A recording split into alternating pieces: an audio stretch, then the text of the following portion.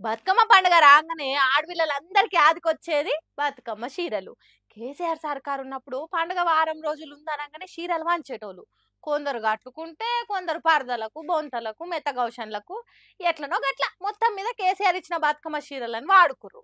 ఇక ఈ కాంగ్రెస్ సర్కారు ఉందమ్మా, 2 ఏళ్ళు అయిపోనీకి వస్తుంది. వాళ్ళు ఒక్క చీర ఇస్తే మేము 2 చీరలు ఇస్తామని అంత పొడుగు మాటలు చెప్పిరు గాని ఏవి గతులు. పోయిన తాప అంటే సర్కారు వచ్చి జర కొత్త కొత్త కదా అనుకున్నాం. ఈసారన్న పండుగకు చీరలు ఇస్తారేమో అని ఆడోళ్ళంతా ఎదురు చూస్తుంటే పండుగ అంతా అయిపోయి గౌరమ్మ చెరువులు ఇడ్చినాక ఇస్తారట. ఆవు ఈడికే బతుకమ్మ చీరలకు ఇందిరమ్మ చీరలు అని పేరు మార్పు చేసిరు. సరే, ఇక ఎవల పిచ్చాలకు ఆనందం, వాళ్ళ ఇష్టం వాళ్ళ పేరు. మరి ఇవ్వాల్సినప్పుడు అయినా ఇవ్వకుండా పండుగ వెళ్ళినాక ఇస్తారట. కథం ఇక ఈ ముచ్చట తెలిసినాక మనోళ్ళు ఊక్కుంటారా? పండుగలు అయిపోయినాక చీరలు ఏం చేసుకోవాలి? సంక్రాంతికి ఇస్తావా అయ్యా? భోగి మంటలలో లేచి కాపుకుంటా మెచ్చగా ఉంటది అని సొట్లు పెడుతుర్రు మహిళా సంఘాలు. ఏందో ఏమో ఈ సర్కార్ తీరు ఎటు సమజ్ అయితలేదు కదా.